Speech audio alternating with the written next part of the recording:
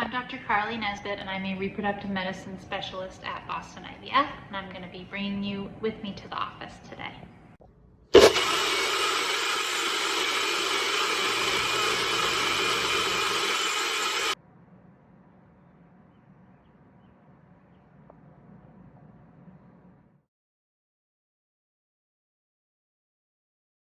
All right, so here we are at the office. Boston IVF has a number of offices and locations. Myself and my partner, Dr. Kristen Wright, work here in the New Hampshire Center of Boston IVF.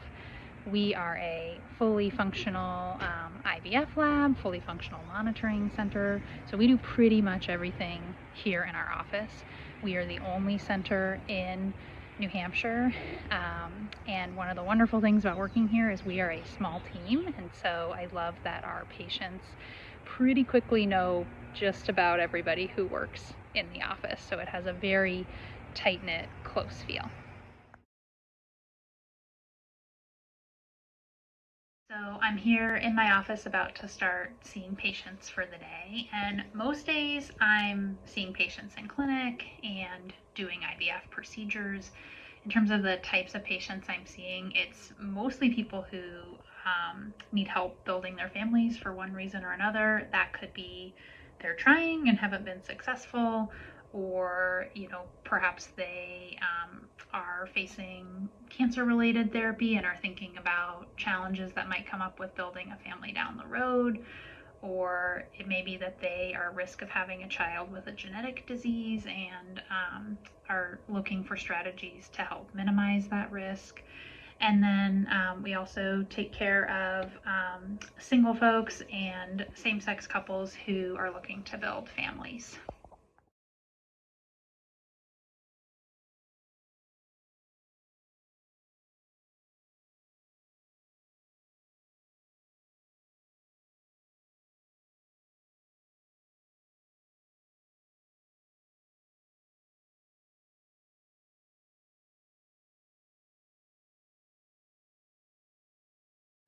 One thing I get asked about a lot by patients is how we schedule IVF cycles in our office. So in our New Hampshire center, we are what's called a batch center. So that means that we are only doing egg retrievals and embryo transfers at certain times in the month.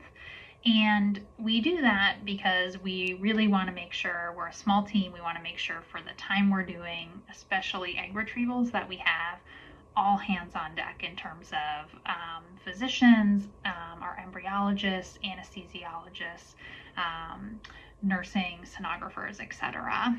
In other centers like our Waltham, Massachusetts center, they have more staff and they're able to do IVF procedures every single day. So if you're cycling in a clinic like ours, often people ask me, well, how do you make it so everybody can cycle at the same time? And sometimes we'll use things like birth control pills to line up your cycle to make it so that your cycle will fall in the appropriate time frame. All right, so I just wrapped up at work, and tonight Dr. Wright and I are going to have a little girls' night out with some of the physicians from Conquer OBGYN, which is a local OBGYN group, and this is something we do, with various practices that are local to us, probably like once every couple months, and I think it's a great way to kind of foster those relationships with practices that we share patients with, and also is a lot of fun. So I'm going to take you along with me.